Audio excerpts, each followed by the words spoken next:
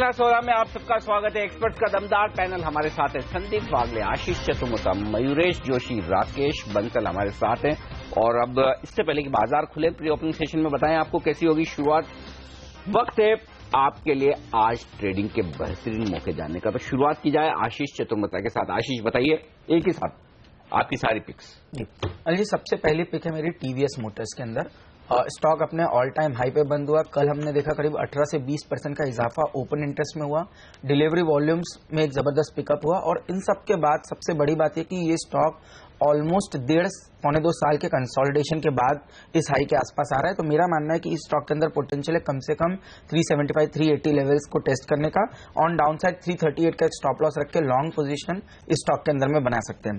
दूसरी पिक मेरी होगी अरविंद लिमिटेड के अंदर। अगेन ये स्टॉक एक बहुत बड़े कंसोलिडेशन में था और अब जाके इसके अंदर में एक स्ट्रेंथ हमें देखने को मिली। कल करीब 7 से 8% का इजाफा ओपन इंटरेस्ट में देखने को मिला। क्लियरली लॉन्ग साइड पे बनता हुआ नजर आ रहा है। 337 का स्टॉप लॉस रखिए। ऊपर में 370 के टारगेट्स अरविंद लिमिटेड के अंदर देखने को मिल सकते हैं।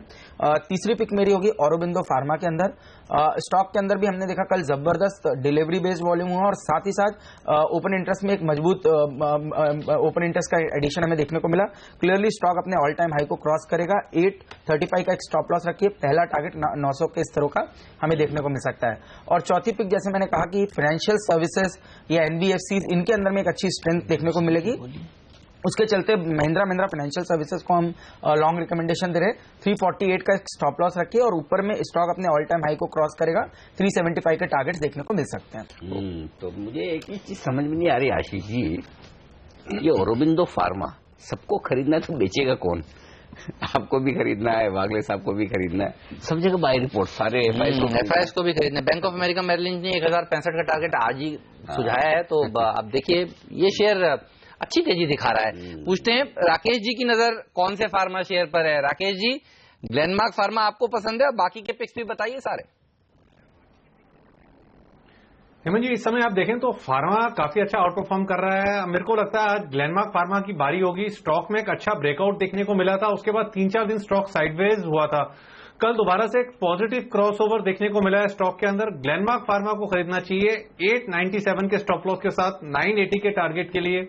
दूसरा बाय कॉल रहेगा गेल पर। काफी बेहतरीन टेक्निकल स्ट्रक्चर है, अच्छी एक्यूमुलेशन से स्टॉक निकल रहा है और मुझे लगता है स्टॉक में क्री रेटिंग देखने को मिलेगी। ट्रेडिंग के नजरिए से 383 पर एक स्टॉप लॉस लगाएं। 405 के लक्ष्य के लिए गेल को बाय करना चाहिए। तीसरा एक बाय कॉल रहेगा अनंत राज पर। अनंत राज टेक्निकली नीचे में 53 के अराउंड एक अच्छा बेस बनाया हुआ है। ट्रेडिंग के नजरिए से 55 रुपए का स्टॉप लॉस लगा के 61 रुपए के लक्ष्य के लिए अनंत राज को बाय किया जा सकता है। एंड लास्ट बाय कॉल रहेगा दीपक फर्टिलाइजर पर। स्टॉक 3-4 दिनों से करेक्शन ले रहा है। मुझे लगता है आज स्टॉक शायद एक बड़ा अपमूव दिखाने का दमखम रखता है। 220 का स्टॉप लॉस, 238 के लक्ष्य के लिए दीपक फर्टिलाइजर को बाय करना चाहिए। दीपक फर्टिलाइजर और अनंत राज ये दो स्टॉक हैं कैश मार्केट में। और गेल खरीदने की राय। और गेल में बता दूं आपको मेरिल लिंच की आज रिपोर्ट भी है गेल पर और 380 रुपए का उनका लक्ष्य, हालांकि स्टॉक उससे थोड़ा ऊपर ही ट्रेड करता हुआ दिखा। आइए शुरुआत करते हैं भारतीय बाजारों की, देखते हैं कैसी शुरुआत होती है। एसजेएक्स निफ्टी फ्लैट था और हमारे एशियाई बाजार थोड़ा सा मिला जुला कारोबार दिखा रहे थे, थोड़ी प्रॉफिट बुकिंग आई थी। लेकिन अब देख लेते हैं कैसे हम शुरुआत करें। 25 अंक ऊपर सेंसेक्स और 15 अंक ऊपर निफ्टी है। बस रुपए की शुरुआत में होने वाली करेंसी मार्केट बताएंगे। कल के लेवल बहुत ही बढ़िया थे क्लोजिंग के, 66 ये लेवल था क्लोजिंग का करेंसी मार्केट का, जहां पर हम कल अच्छी मजबूती के साथ बंद हुए। तो आज देखेंगे माफ कीजिएगा वहां कितनी शुरुआत अच्छी तेजी के साथ होती है। अल्ट्राटेक सीमेंट 2% ऊपर, एक्सिस 1.5% ऊपर, टेक महिंद्रा में 1% का इजाफा। तो निफ्टी ने 1% कमजोर और 3 पैसे की कमजोरी के साथ रुपए ने शुरुआत की। 66.669 है, 96 नहीं, दूसरे चैनल से चल रहा है वो सही नहीं है। 6669 है, ये लेवल सही है जो हमारे चैनल पे आप देख रहे हैं, यही सही लेवल है। जी हाँ, 3 पैसे की कमजोरी के साथ रुपए ने शुरुआत की है आज की। तो ये आज का एक्शन वाला आपके सामने पूरा मामला है। और इस बीच हमारे साथ हमारे एक्सपर्ट वागले साहब हैं और वागले साहब की भी मुझे लगता है हमने एक ही पिक ली ना अजंता फार्मा सर, तो बाकी की बता दीजिए सर। अनिल जी, एक रैमको सीमेंट्स में कल ब्रेकआउट देखा है, तो मुझे लगता है मूव कंटिन्यू होगी अगले 2 या 3 दिनों में। 601 के स्टॉप लॉस से ले सकते हैं for a target of 642। Sonata software में वीकली पैटर्न अच्छा डेवलप हो रहा है। ये 154 के स्टॉप लॉस से लिया जा सकता है फॉर अ टारगेट ऑफ 177। और कल के बुलिश मार्केट में जो स्टॉक वीक था वो था डाबर। मुझे लगता है उसमें और थोड़े डाउनसाइड देखने को मिलेंगे। ये 291 के स्टॉप लॉस से बेचा जा सकता है for a target of 275।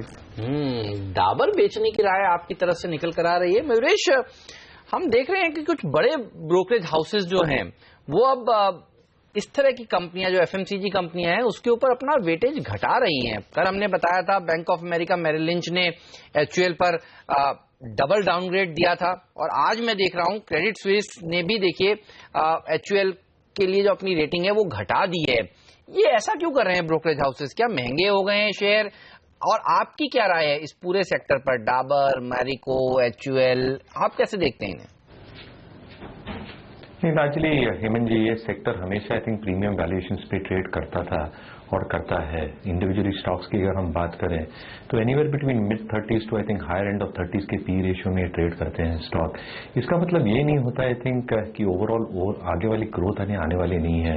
In fact my opinion is over the next 4 to 5 years I think exponential growth दिख सकती है बोथ इन वॉल्यूम टर्म्स, क्योंकि जो पेनिट्रेशन लेवल्स हमने देखा है आई थिंक अभी तक rural side of the markets को छुआ ही नहीं है। तो व्हेन द ब्रांडेड प्रोडक्ट्स जो ये सारी एफएमसीजी कंपनियां आई थिंक मार्केट करने लग जाती है, इनकी डिस्ट्रीब्यूशन रीच और भी बढ़ती है, तो मेरे ख्याल से I think that becomes an added advantage in terms of their volume.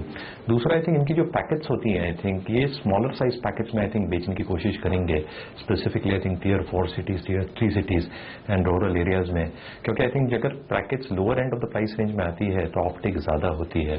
तो कहीं ना कहीं I think I am maintaining a very optimistic view है पूरे सेक्टर पे। क्या स्टॉक्स करंट लेवल से शायद करेक्ट हो सकते हैं? बिल्कुल करेक्ट हो सकते हैं, बट मेरे ख्याल से अगर डाबर करेक्ट होता है फ्रॉम द करंट लेवल्स एक बेहतरीन मौका मिलता है, because the kind of volume growth that we've seen over the last 2 years और जो एक्सपेक्टेशंस है वॉल्यूम ग्रोथ के over the next 2 to 3 years काफी एक्सपोनेंशियल हो सकती है। आप आर्ग्यू कर सकते हैं कॉम्पिटिशन है, पतंजलि है, but in my sense I think the market size and pie is so huge कि all players can probably grow at a very decent clip. तो मेरे ख्याल से I think positive on the sector, positive on Dabur, and stocks like Emami actually have to be held on by long term investors. Okay, चलिए, तो ये राय इस stock पर निकल कर आ रही है अनिल, डाबर और बाकी सारे एफएमसीजी कंपनियों के लिए। बिल्कुल, तो यहाँ पर बड़े ब्रोकरेज थोड़े डाउनग्रेड कर रहे हैं, लेकिन महंगे हैं, महंगे रहेंगे और सेफ्टी चाहिए तो महंगा खरीदना पड़ेगा। ये राय मयूरेश की। चलिए, निवेश के लिए ये राय है, लेकिन अगर आपको करनी है ट्रेडिंग और वो भी सिर्फ और सिर्फ आज के लिए, न सिर्फ आज के लिए, हर रोज के लिए, तो आपको देखना चाहिए स्टॉक 2020 का वो मैच जो खेला जाता है हर रोज सुबह 7:30 और 8 के बीच में। लेकिन अगर आप ट्रैवल कर रहे हैं, ऑफिस जा रहे हैं, कुछ काम में है और कुछ लोग बहुत लेट भी उठते हैं, तो उनके लिए हम लेकर आते हैं एक अपडेट स्टॉक 2020 के मैच का। तो देख लीजिए 20 top trading ideas.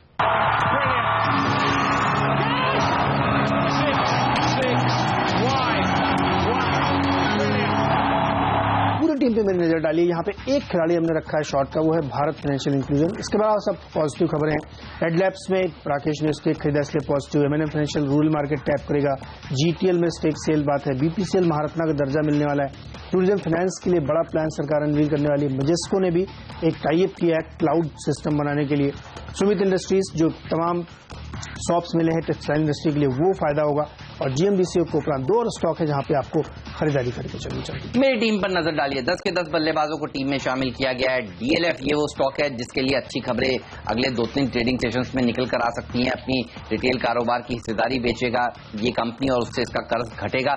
Mirza international पर रखिए नजर। वीआईपी और कल्याणी स्टील नोसिल जैसी कंपनियां अच्छा प्रदर्शन आज के दिन दिखा सकती हैं। डिपेंडेबल का दर्जा मेरे सिलेक्टर्स ने सेंट गोबेन को दिया है। और ये तमाम ऐसी कंपनियां हैं जिनको फायदा मिलेगा सरकार की उस नीति का जिस नीति के तहत सरकार एक्सपोर्ट्स को बढ़ावा देने जा रही है। इसके अलावा जिंदल 100 जैसी कंपनियां भी फायदे में आने वाली हैं, क्योंकि पाइप सेक्टर के ऊपर सरकार का फोकस काफी तेजी से बढ़ता हुआ दिख रहा है।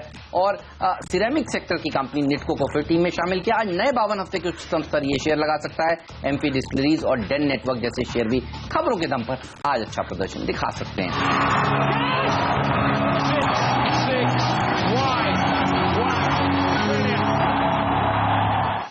ऑलराइट, तो ये वो स्टॉक्स हैं जो आपको इंट्राडे में आज मुनाफा कमा कर देने का दमखम रखते हैं। इन पर रखिए नजर। लेकिन अनिल, सबसे बड़ा सवाल ये है कि एल&टी टेक की लिस्टिंग कहां पर होगी? आप देखिए 860 रुपए का इशू प्राइस है और लोगों को क्या करना चाहिए जिनके पास शेयर हाथ लगे? 2.5 गुना सब्सक्राइब हुआ था।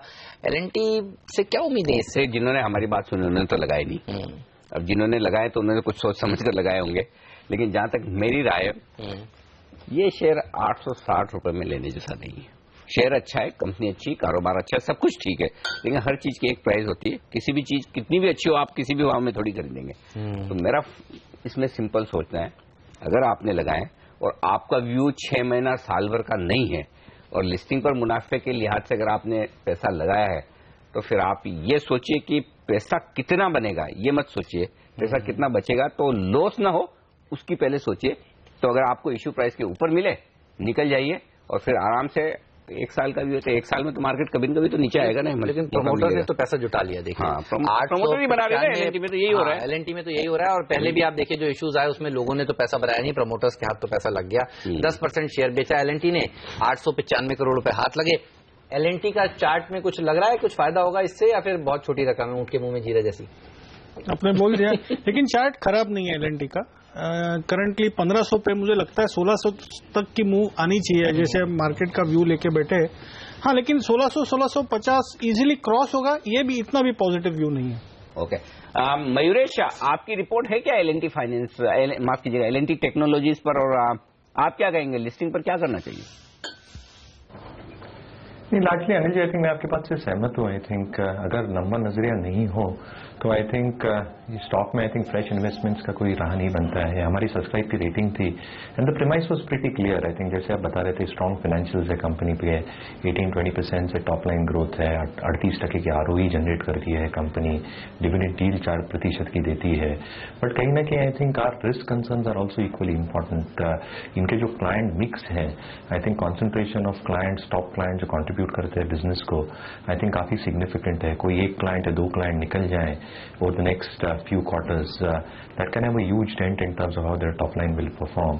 और दूसरी बात probably I think even is the kind of the currency risk and in terms of R&D centers being set up by individual clients themselves. तो कहीं ना कहीं I think ये risk parameters भी काफी strong है। और जैसे IT का एक जनरल माहौल और discretionary spending पे जैसे क्वेश्चन मार्क्स लग रहे हैं, एक्सपोनेंशियल ग्रोथ क्या कंटिन्यू होंगी, ये क्वेश्चन मार्क है। तो सब्सक्राइब की रेटिंग है, बट विद लॉन्ग टर्म। ये बताइए राकेश, एडलैब्स एंटरटेनमेंट का चार्ट कैसा लगता है आपको? कुछ देर पहले हम लोग चर्चा कर रहे थे कि इनसिंक कैपिटल जो राकेश झुनझुनवाला, उनके जो पार्टनर है उत्पल, अमिताभ संथालिया, इनकी बनाई हुई कंपनी है और इन्होंने हिस्सेदारी खरीदी है। वैसे तो आज लग रहा है, मैंने प्री ओपनिंग सेशन की अगर माने तो 16% ऊपर ये शेयर खुलेगा, लेकिन फिर भी लॉन्ग टर्म चार्ट्स कैसे लगते हैं? क्योंकि ये शेयर अच्छा प्रदर्शन दिखाने वाला है ऐसा लग रहा है फंडामेंटल न्यूज देखकर। क्या आपको चार्ट्स पर भी ब्रेकआउट के सिग्नल्स आ रहे हैं? देखिए हेमंत जी, चार्ट्स पे ब्रेकआउट के सिग्नल नहीं है। लिस्टिंग के बाद से स्टॉक ने कंटिन्यूसली अंडर परफॉर्म करा है। चार्ट्स पे बॉटमिंग आउट के सिग्नल जरूर हैं। नीचे में 78 के अराउंड स्टॉक ने एक डबल बॉटम लगाया है। कल के सत्र में 81 रुपीज के ऊपर एक ब्रेकआउट लिया था और इस ब्रेकआउट का जो लक्ष्य बैठता है वो 94-95 के लेवल्स बैठते हैं। 95 के लेवल्स अगर स्टॉक क्लोजिंग लेवल पे तोड़ता है तब स्टॉक बड़े चार्ट पर एक बड़ी तेजी में आएगा। FY 17 में ब्रेक इवन कर लेगी ये कंपनी, इस तरह के मैनेजमेंट की तरफ से कमेंट्स आए थे और उसके बाद से हम लगातार देख रहे हैं निचले स्तरों पर कुछ स्मार्ट बाइंग होती हुई नजर आ रही थी। अब तो राकेश जी का नाम आ गया है। इसमें 2 चीजें हैं, इसमें कोई डाउट नहीं कि ये कंपनी अच्छे बिजनेस में और ये कंपनी अच्छा करेगी। इमेजिका जिसकी वजह से ये स्टॉक चल रहा है, वहां पर एक होटल नोवेटल भी खुल चुकी है, 5 स्टार, अच्छा रेस्पॉन्स मिल रहा है। हाँ, तो ये स्टॉक अच्छा है, लेकिन मुझे दिक्कत एक ही बात की, राकेश जी ने खरीदा कितना है? 3.5 लाख शेयर। क्या भाव में? तो मुश्किल से 3 करोड़ रुपए का इन्वेस्टमेंट है।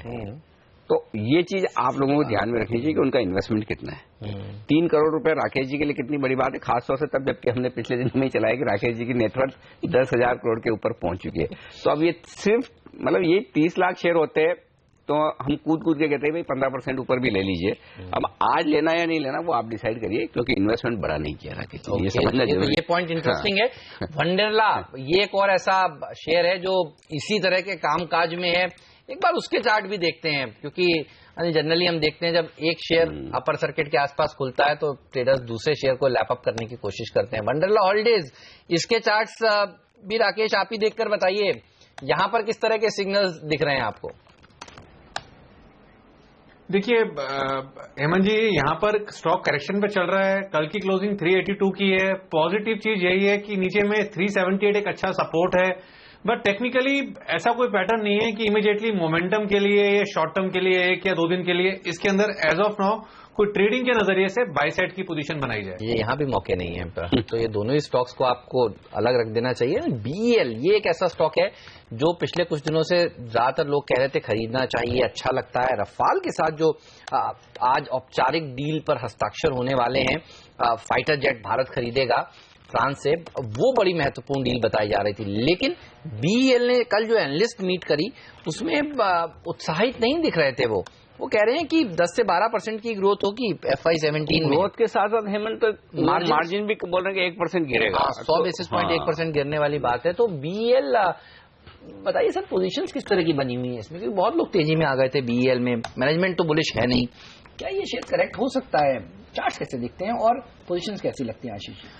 देखिए, मेरा मानना है कि चार्ट्स खराब नहीं है, पोजीशंस भी डिसेंटली बिल्डअप है। और सेकेंडली मुझे लगता है थोड़ा बाइंग इंटरेस्ट इसलिए भी आ रहा है कि जो बायबैक की बात हुई उसके चलते रिटेल इन्वेस्टर्स थोड़ी पोजीशंस बना रहे हैं, क्योंकि ऑलमोस्ट 90% के ऊपर का इसके अंदर में बायबैक होने की संभावना बनती नजर आ रही है, जिसके चलते कुछ 6-7% के रिटर्न्स की बात जो है वो नजर आ रही थी। और जो ईयरली कुछ 30-32% का एक रिटर्न्स की बात इस बायबैक की अपॉर्चुनिटी में नजर आ रही है, जिसके चलते एक बाइंग इंटरेस्ट इसके अंदर बना हुआ है। कोई बड़ी बढ़त मुझे नजर नहीं आती, बट डेफिनेटली कोई गिरावट के भी संकेत एज ऑफ नाउ मुझे स्टॉक में नजर नहीं आ रहे। ओके, तो बड़े कोई संकेत है नहीं, और अगर आज बड़ा गैप से खुल जाए रफाल डील के चलते तो फिर थोड़ा सावधान रहें, खरीदने का टाइम नहीं है।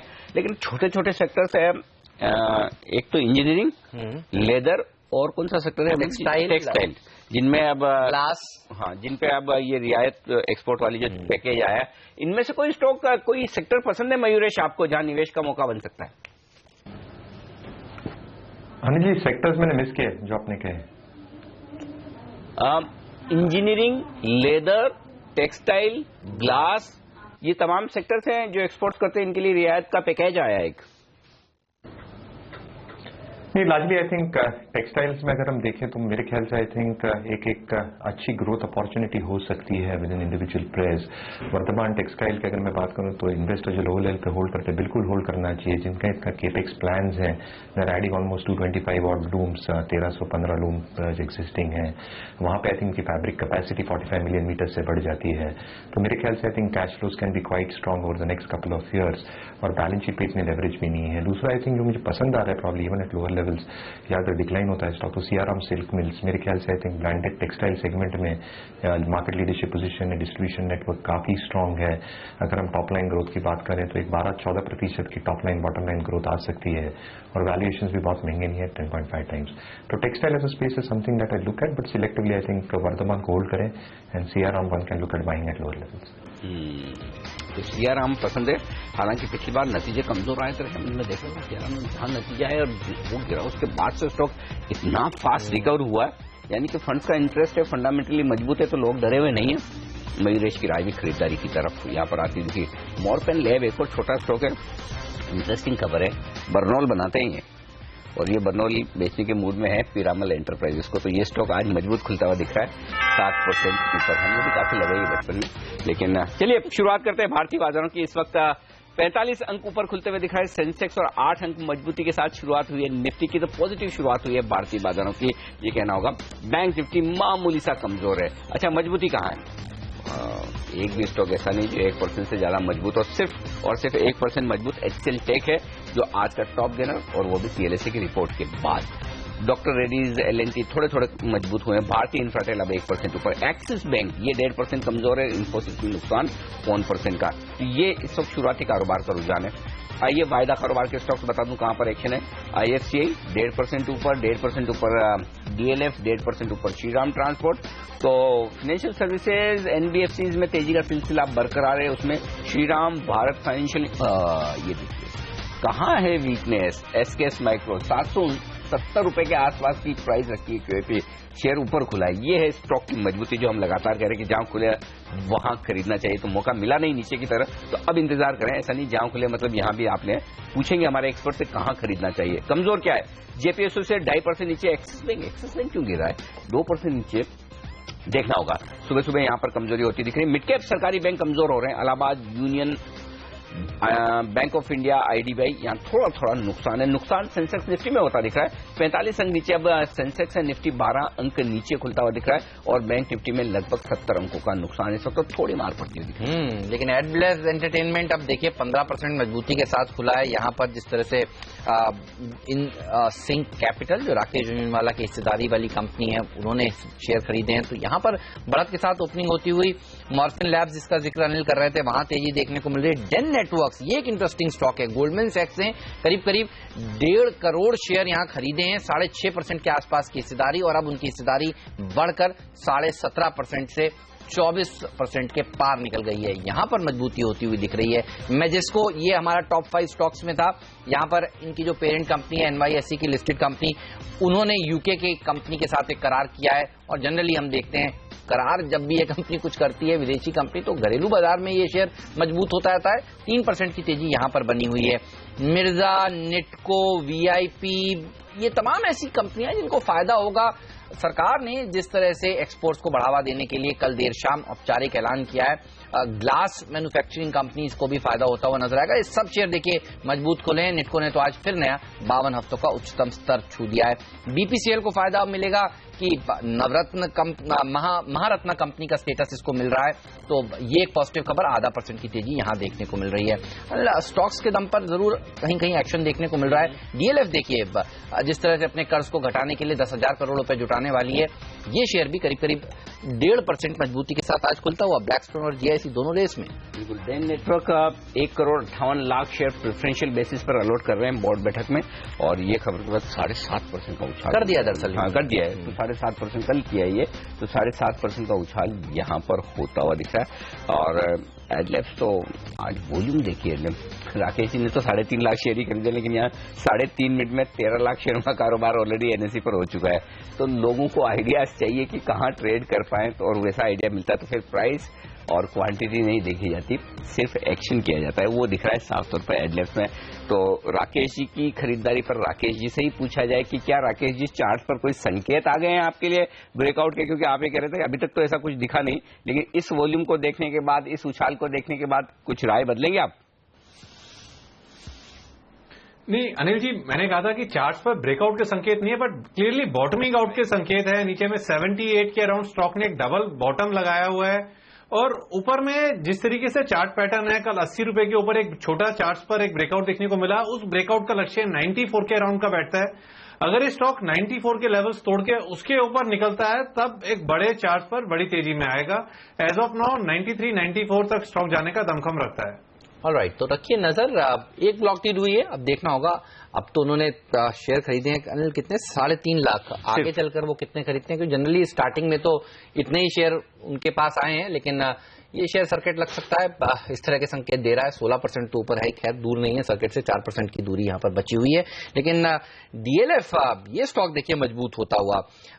आज अब शेयर स्टॉक स्पेसिफिक एक्शन भरपूर है, और मिड कैप इंडेक्स देखिए ये आपको हर निशान में दिखेगा। सेंसेक्स निफ्टी जरूर कल की तेजी के बाद आज थोड़ा सा कंसोलिडेट करने के मोड में हो सकता है। हफ्ते का आखिरी कारोबारी दिन भी है, लेकिन और कौन से वो स्टॉक्स हैं जहां एक्शन देखने को मिल रहा है? आप देखिए श्रीराम ट्रांसपोर्ट फाइनेंस में तेजी देखी जा रही है। हिंदुस्तान जिंक मजबूत है। भारत फाइनेंशियल इंक्लूजन की तो आपने बात कही। IFCI ये शेयर देखिए हर रोज धीरे धीरे 2% करके ऊपर चल रहा है, आज भी 1% मजबूती के साथ ट्रेड करता हुआ।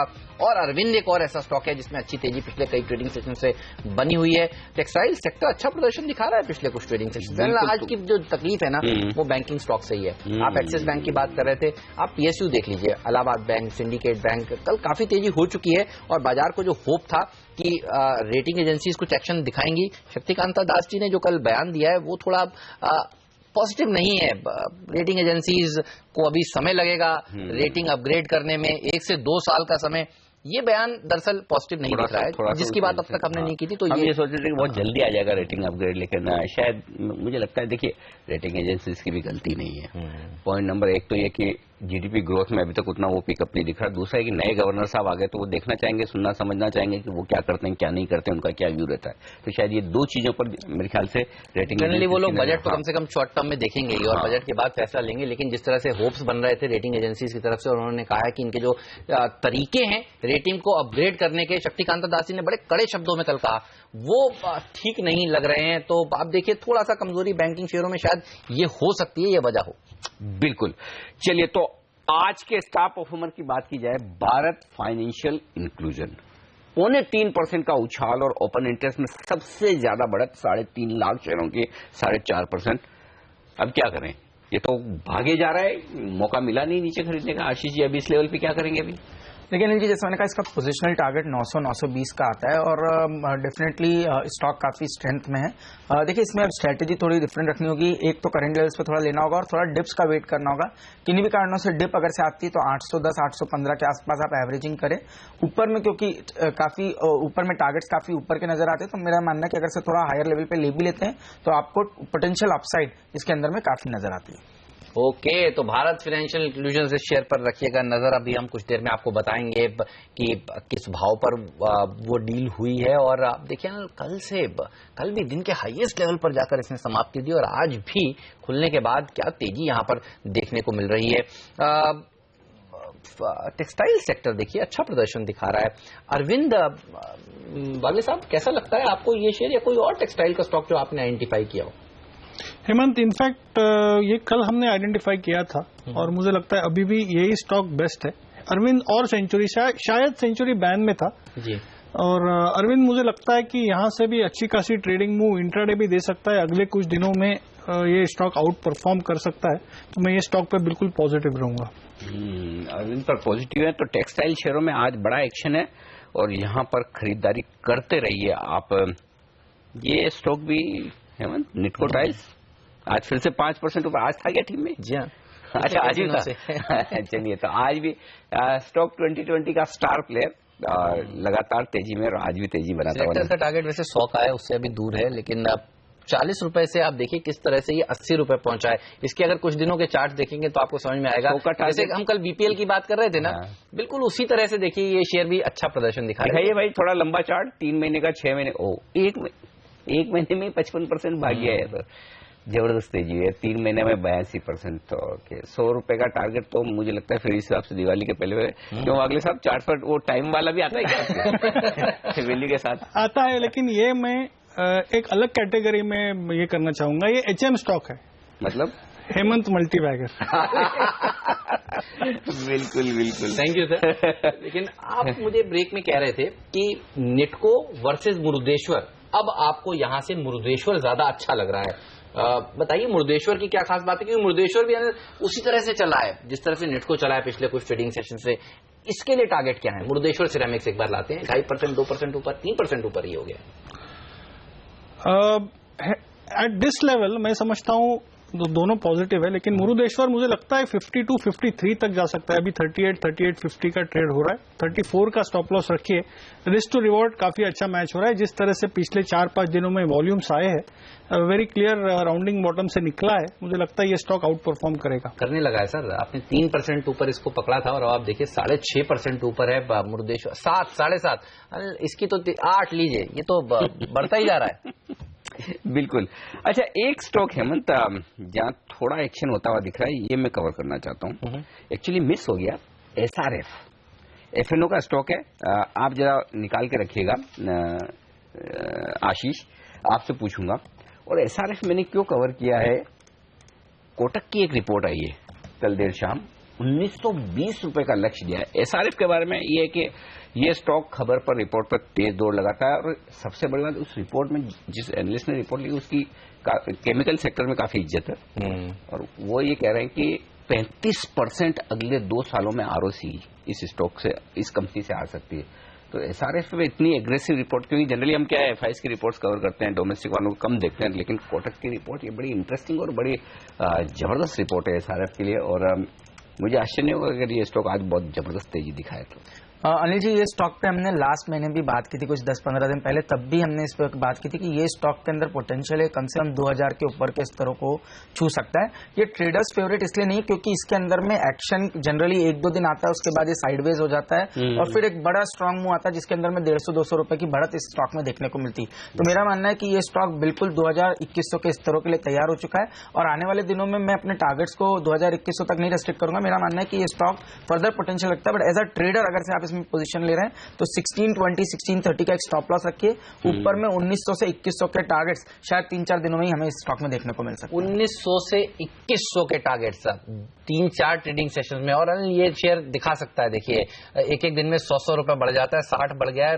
आज के दिन अगर 100 का ही टारगेट मानकर चलें जो कंजर्वेटिव होगा तो अभी भी अपसाइड इसमें काफी है। और मैं आपको बता दूं, सरकार जिस तरह से सेक्टर की मदद कर रही है, एक के बाद एक आप देखिए एंटी डंपिंग ड्यूटीज लगा रही है, वो काफी सराहनीय है और नतीजों पर भी वो रिफ्लेक्ट होगा फिर। बिल्कुल, इसमें कोई डाउट नहीं। ये सेक्टर, और सबसे बड़ी बात, ये केमिकल वाला जो बिजनेस है ना, चाइना लूज कर रहा है। चाइना का बिजनेस पूरा इंडिया में शिफ्ट हो रहा है। मुझे आश्चर्य नहीं होगा कि अगर इस जो कोटक कह रहा है कि 2 साल में 35% की ग्रोथ, आरओसी और इस तरह के अगर नंबर्स आ जाए ना, तो ये स्टॉक कभी इवेंचुअली आपको निफ्टी विफ्टी में दिखा तो मुझे आश्चर्य नहीं होगा। और कोटक की रिपोर्ट अहमियत रखती है। कोटक एक ऐसा घरेलू बाजार में बड़ा ब्रोकरेज हाउस है जिसको लोग वेटेज देते हैं। तो आप देखिए देने लगे हैं वेटेज। चतुर मोहता साहब ने 2-2.5% ऊपर बताया था, 5-5.5% लीजिए। 100 रुपए का टारगेट में कह रहा था, 100 रुपए तो कम से कम चलता है ये शेयर, तो इससे कम मतलब चलता नहीं है। लीजिए अब 100 रुपए तो ये चल चुका। आप देखिए 2 स्टॉक्स जो हमारे एक्सपर्ट्स ने बताया, एसआरएफ जो आशीष चतुर मोहता जी ने बताया, ये अच्छा प्रदर्शन दिखा रहा है, और मुरुदेश्वर तो 10% हो गया है ना। बिल्कुल, तो ये दोनों स्टॉक। एक स्टॉक और बताना चाहता हूँ, रिलायंस कैपिटल।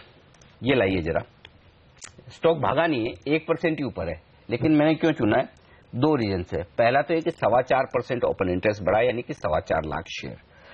दूसरा रीजन है कि अनिल अंबानी ग्रुप के शेयर हाई बीटा स्टॉक्स, और हाई बीटा स्टॉक्स के लिए इससे बढ़िया बेहतर माहौल नहीं है। और तीसरा रीजन जो सबसे बड़ा है, जो आशीष चतुर्मुथा जी के काम का है, वो है कि आज ये रिलायंस कैपिटल वायदा कारोबार के बैंड से बाहर निकला है।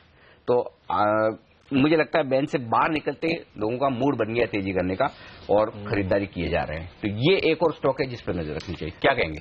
अनिल जी, 520 पे भी बात हुई थी हमारी, और मेरा तो ये मानना है ये स्टॉक एक बहुत स्ट्रांग अपमूव के लिए तैयार हो चुका है। जैसे कि मैं पूरे एनबीएफसीज पे पॉजिटिव हूँ, और खासतौर पर रिलायंस कैपिटल जिसके अंदर में बहुत सारे हम देख रहे हैं कि कुछ बिजनेसेस को लिस्टिंग करने की बात हो रही, कुछ को डिवर्ज करने की बात हो रही, तो इसमें इंटरेस्ट बिल्कुल बना हुआ है। मैं सरप्राइज नहीं होगा स्टॉक आने वाले दिनों में 700 के टारगेट्स को दिखा दे तो डेफिनेटली एक स्ट्रांग बेट है। 550 का एक मैं समझता हूँ बहुत स्ट्रांग ब्रेकआउट इसके अंदर में हुआ है, तो 550, 555 का एक पोजिशनल स्टॉप रखिए। कम से कम 700 के टारगेट्स आने वाले एक महीने के अंदर में स्टॉक में देखने को मिल सकते हैं। 700 के टारगेट्स देखने को मिल सकते हैं, लेकिन मेरी नजर तो हट नहीं रही है एसआरएफ से। अब आप देखिए 120 रुपए के आसपास की तेजी एसआरएफ में हो चुकी है, 7% मजबूत है ये स्टॉक। तो ये है, इसे कहते हैं स्टॉक ऑफ द डे। आप देखिए खुले 2-2.5% ऊपर आइडेंटिफाई हो, उसके बाद यहां पर स्क्रीन पर तेजी हो। क्या जबरदस्त तेजी देखने को मिल रही है एसआरएफ में, जबरदस्त वाकई, मतलब बियॉन्ड इमेजिनेशन। 100 रुपए का तो देखिए चलता है। मैं आपको कह भी रहा था बिल्कुल बिल्कुल इतना तो बनता है, इतना बनता है। और इस तरह का माहौल जहां मिड कैप इंडेक्स 1-3% मजबूत है। अब कौन सेंसेक्स निफ्टी देख रहा है इसमें?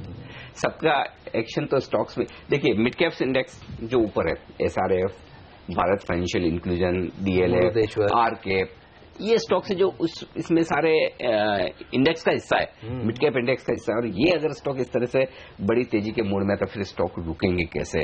तो ये एक और स्टॉक है। अच्छा, एक स्टॉक और जो एक्शन में आ रहा है वो बताना जरूरी है, सीएट। लेकिन सीएट में ध्यान रखें कि कूद कर खरीदना ले भाई, रुकिएगा। मैं इसलिए बता रहा हूं आपको कि इस स्टॉक में 3 बड़े सौदे हुए हैं 1171 रुपए के दाम पर। सीएट लाइए जरा, बीएससी पर, एनएससी पर, माफ कीजिएगा, एनएससी पर है।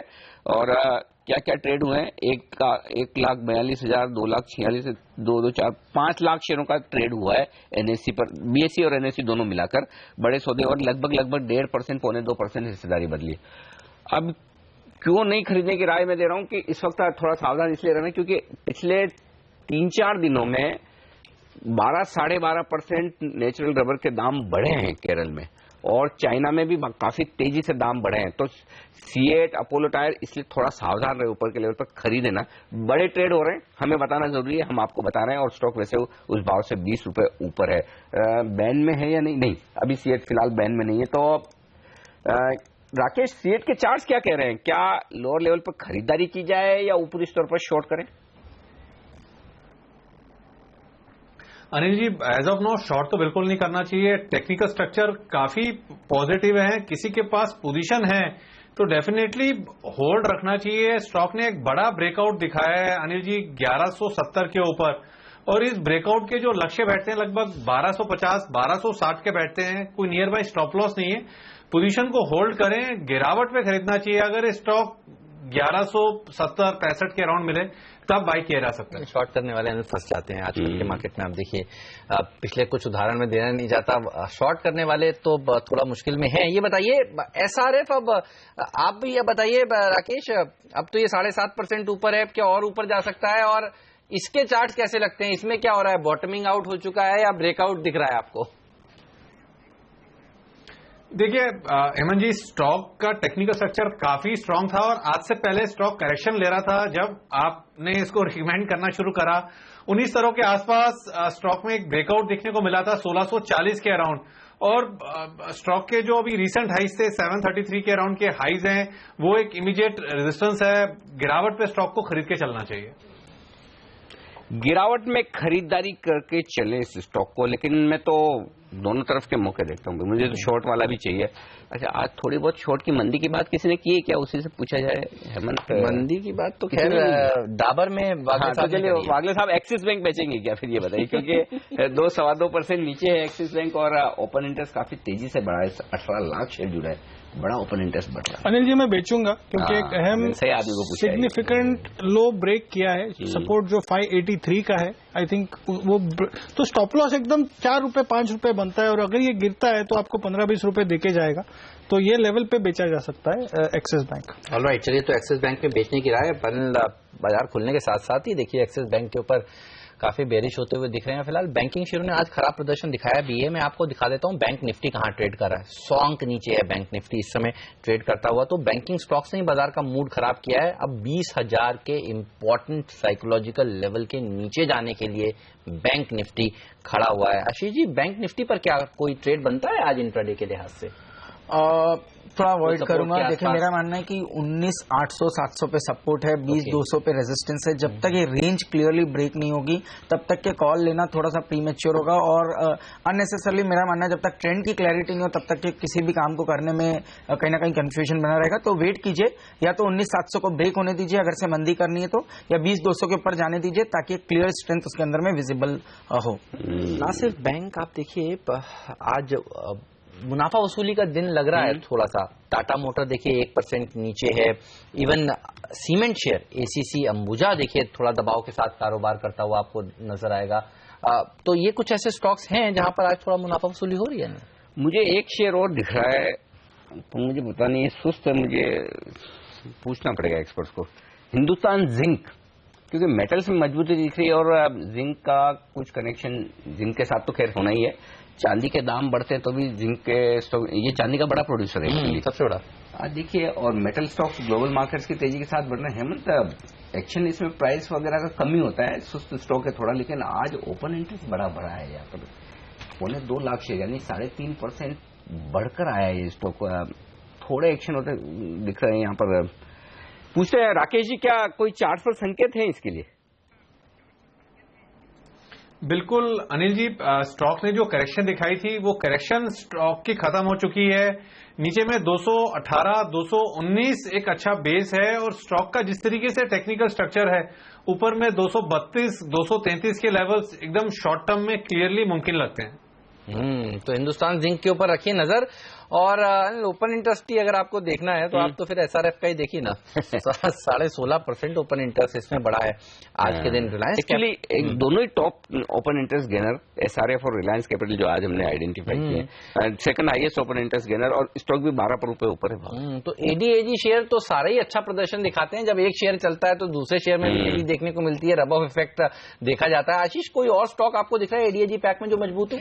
जी हाँ, बिल्कुल। रिलायंस इंफ्रा मुझे लगता है ये एक स्टॉक है है जो बहुत कंसोलिडेशन के बाद में अब एक्शन इसमें देखने को मिला, और एक दो दिन में कुछ न्यूज भी हमें देखने को मिली कि ये कुछ फंड रेजिंग कर रहे हैं, और जिसके चलते मेरा ये मानना है कि इस स्टॉक के अंदर पोटेंशियल है कम से कम 670 680 के स्तरों को छूने का।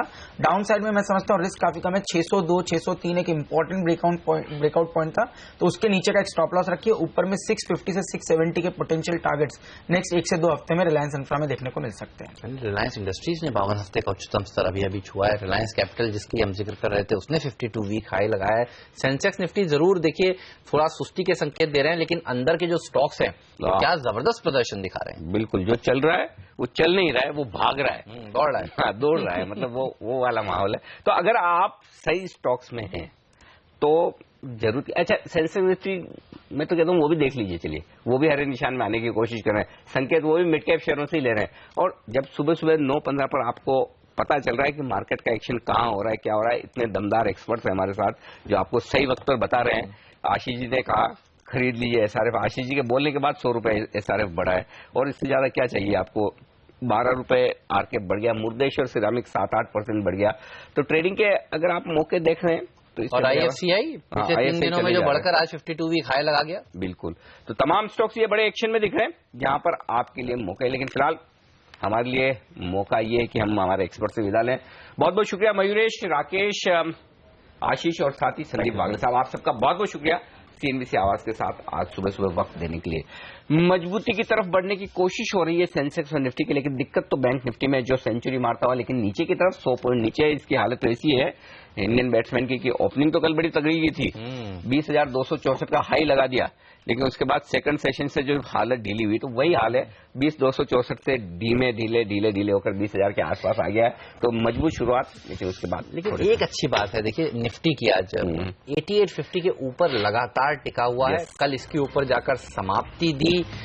तो इतनी बड़ी तेजी के बाद हफ्ते के आखिरी कारोबार दिन थोड़ा बहुत कंसोलिडेशन बनता भी है। कल 266 पॉइंट की तेजी भी देखिए सेंसेक्स में देखी गई है, उसके बावजूद देखिए आज कोई बहुत बड़ा करेक्शन नहीं है, तो कंसोलिडेशन का ही नाम इसको देना शायद सही होगा।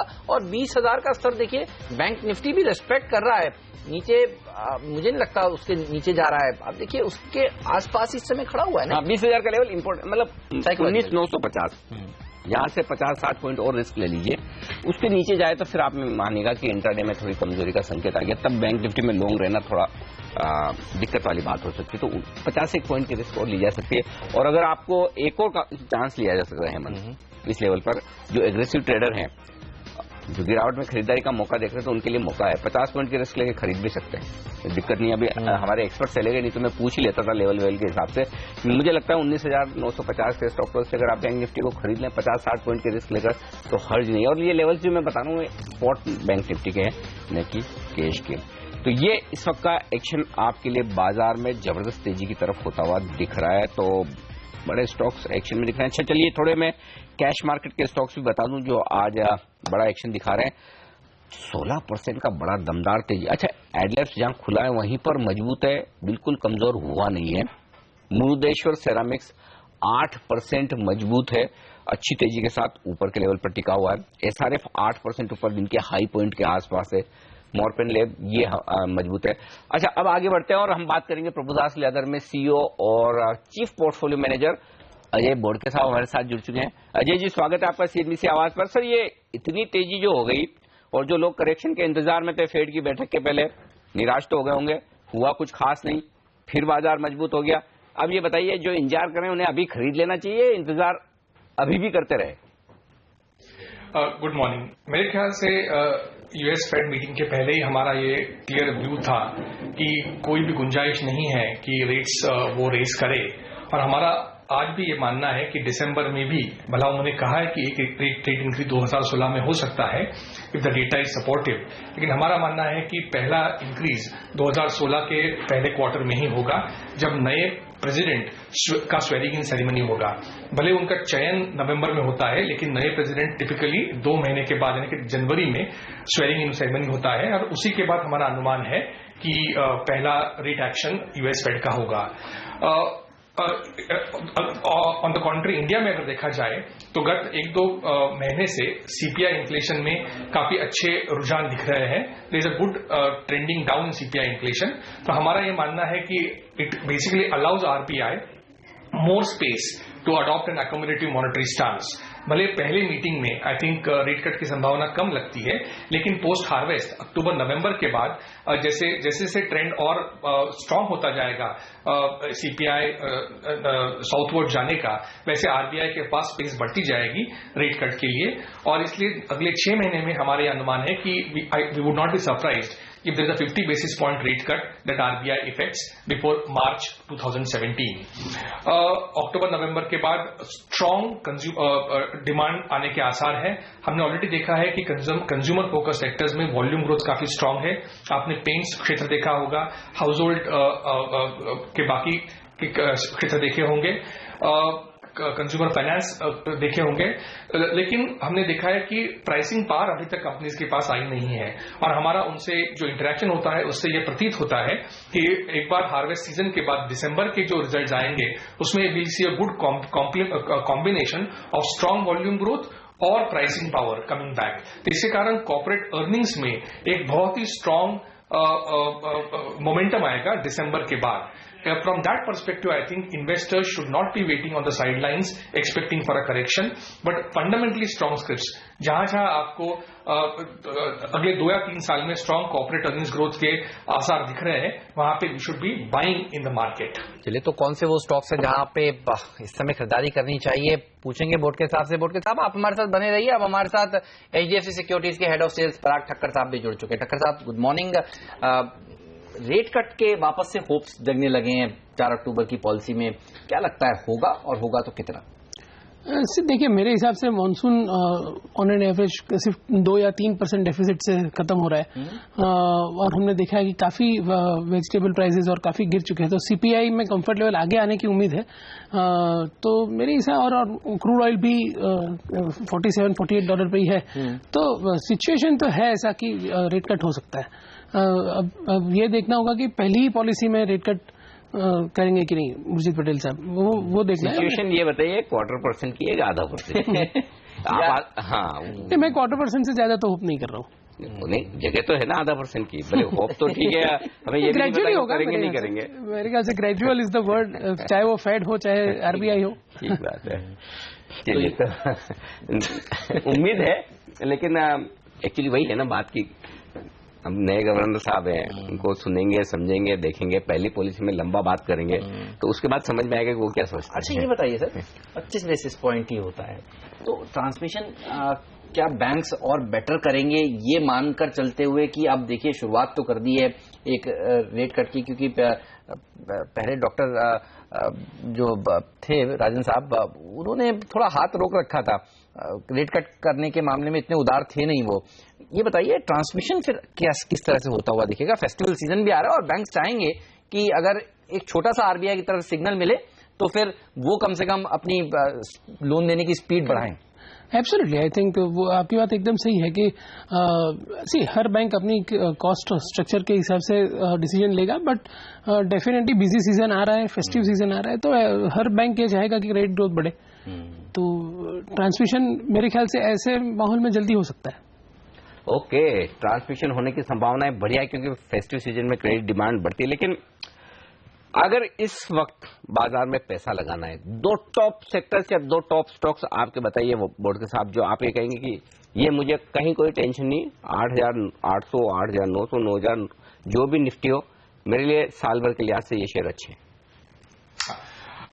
2 क्षेत्र आपने पूछे हैं. सबसे पहले मैं सीमेंट क्षेत्र कहूंगा.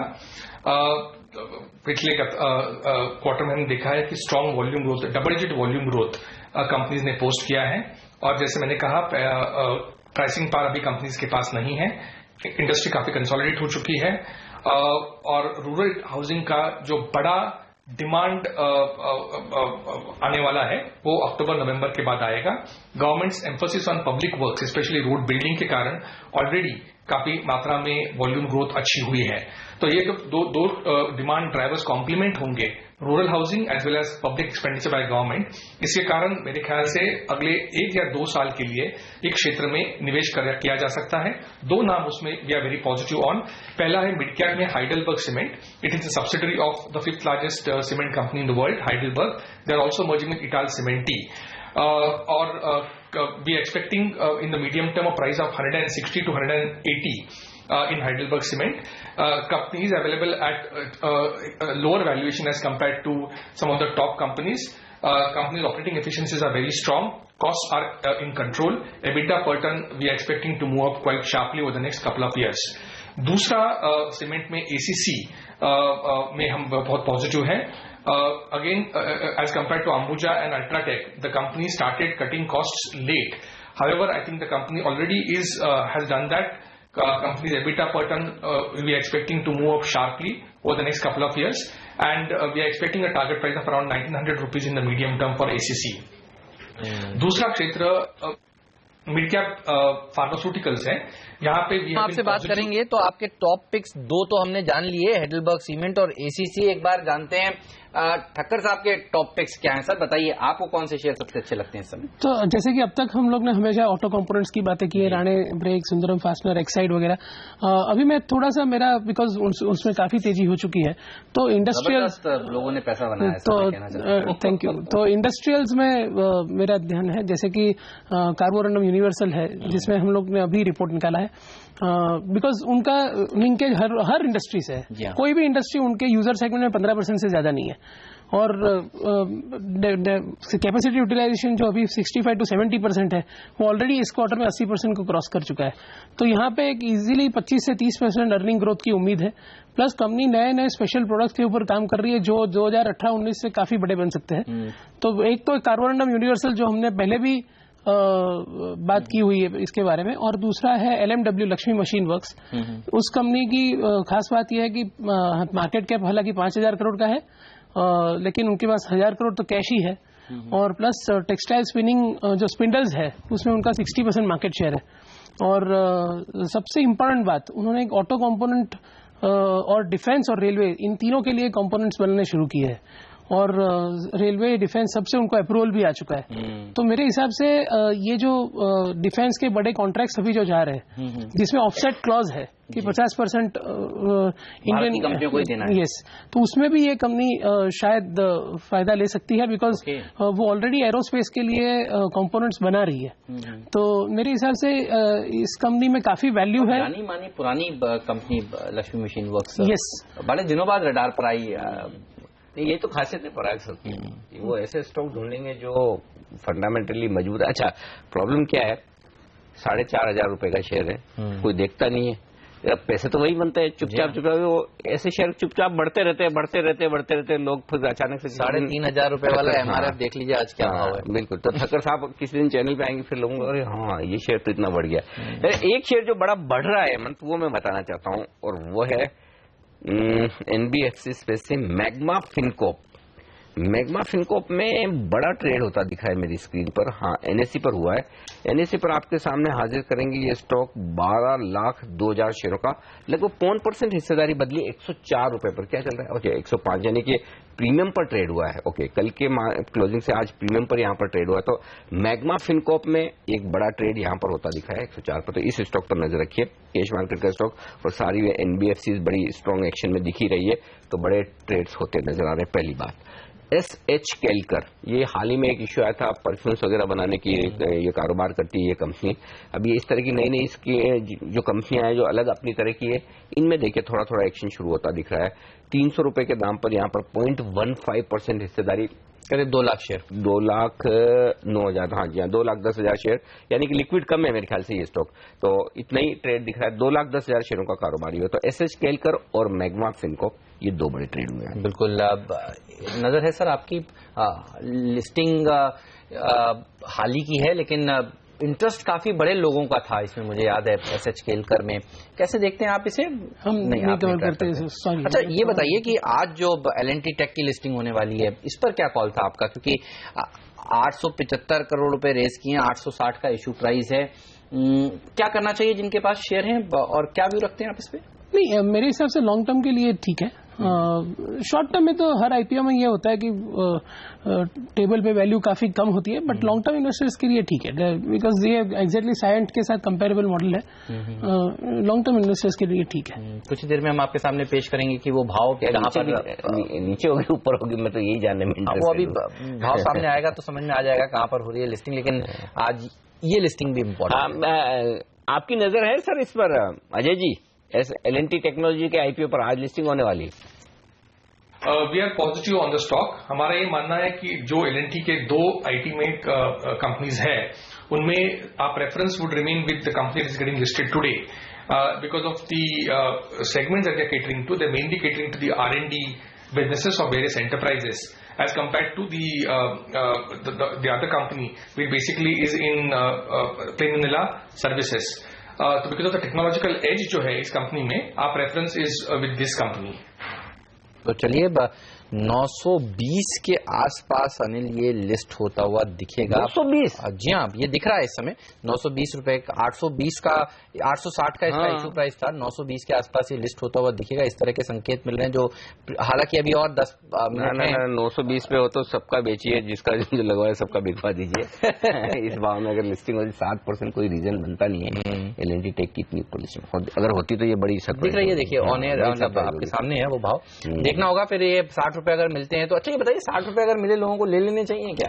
नहीं, मैं इतना शॉर्ट टर्म के लिए राय देना नहीं पसंद करूंगा, बिकॉज कंपनी सही है, उसमें कोई प्रॉब्लम नहीं है, तो लॉन्ग टर्म के लिए रखेंगे तो ठीक है। इसमें एक इंटरेस्टिंग बात हो सकती है, अब ये जो मैं देख रहा हूँ क्यों इतना ऊपर है, तो एक चीज हो सकती है कि कुछ इश्यू ऐसे होते हैं जिसमें बहुत कम सब्सक्रिप्शन होता है, ज्यादा भरे नहीं होते हैं, तो फिर जो लोग पैसा लगाते हैं वो सोच समझ कर लगाते हैं कि वो लगा रहे हैं तो, और ज्यादा लोगों को अलॉटमेंट है नहीं, तो हो सकता है कि लिस्टिंग पे आपको सप्लाई आती ना दिखे, लेकिन ये भाव तो बनता तो नहीं है। चलिए, तो फिलहाल लेकिन ये इस समय 920 के आसपास सेटल होता हुआ दिख रहा है, तो इस पर हमारी नजर बनी रहेगी। लेकिन आज मैं पढ़ रहा था कुछ रिपोर्ट्स, ठक्कर साहब की 25 बेसिस पॉइंट का रेट कट हो सकता है। आप भी कह रहे हैं, क्रेडिट स्विस की रिपोर्ट में भी यही लिखा हुआ है आज, और वो कह रहे हैं कि हाउसिंग फाइनेंस कंपनियां उनको बहुत पसंद है, LIC हाउसिंग फाइनेंस। अब फिर से देखिए अर्निंग सीजन की शुरुआत हो रही है, अभी खत्म हुआ है और अब अक्टूबर 11-12 से शुरू हो जाएगा अर्निंग सीजन, और जनरली हम देखते हैं उससे पहले हाउसिंग फाइनेंस कंपनियों में तेजी भी बनती है। आपको कौन सी हाउसिंग फाइनेंस कंपनियां सबसे अच्छी लगती हैं, क्योंकि फेस्टिवल सीजन का फायदा भी होगा और NCDs के जरिए तो भर भर के पैसे भी उन्होंने जुटाए?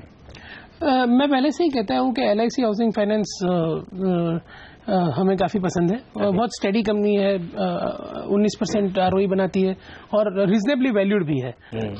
और जहां तक because see bond market, bond deal इतने कम हो गए हैं कि बॉन्ड मार्केट से बोरो करना इन कंपनियों के लिए बहुत आसान हो गया और बहुत ही सस्ते रेट में पैसा मिल रहा है। तो डेफिनेटली, और फेस्टिव सीजन भी आ रहा है तो डिमांड भी बढ़ेगी, तो मेरे ख्याल से ये थीसिस राइट है। और उसमें जो लोग ये सब NBFC में हाउसिंग फाइनेंस कंपनी में तेजी करे वो ठीक है ना, ऐसे वो क्या कभी कभी ऐसा होता है कोई एक सेक्टर इतना क्राउडेड ट्रेड हो जाता है, लोगों को लगता है बबल तो नहीं है। यस, सब लोग ये सेक्युलर स्टोरी है, तो इसमें आप कभी मार्केट में करेक्शन आ जाए तो 5% 10% लोग एक्सेल शीट बनाते हैं कि इतने गांव है हिंदुस्तान में, इतने गांव में से इतने लोग लोन लेंगे, इतने लोन लेंगे तो इतनी माइक्रो फाइनेंस कंपनी की ये बुक हो जाएगी। तो एनीवे, तो फिलहाल वो सिचुएशन तो नहीं है कि बबल जैसा मामला हो। इंटरेस्ट जरूर लोगों का काफी क्राउडेड ट्रेड है, लेकिन वक्त आप दोनों से विदा लेने का। अजय जी और पराग जी, आप दोनों का शुक्रिया CNBC आवाज के साथ जुड़ने के लिए। तो बाजार ने आज तो शुरुआत की है दिग्गजों में, लेकिन मिड कैप शेयरों का एक्शन तो जबरदस्त तेजी का आज भी है। पहला सौदा में आज के लिए इतना ही, लेकिन आप बने रहिए CNBC आवाज के साथ। मुग्धा मिश्रा दिल्ली से हमारे साथ जुड़ेंगी, जो लेकर आएंगी कमोडिटी बाजार की ओपनिंग भी और आपके तमाम सवालों के जवाब भी, और नजर रहने वाली है इस लिस्टिंग पर। आप देखिए 7% प्रीमियम पर लिस्ट होने वाला है L&T टेक का शेयर, क्या करना चाहिए आपको, इस पर भी बातचीत होगी ब्रेक के बाद। फिलहाल हम दोनों को दीजिए इजाजत, नमस्कार।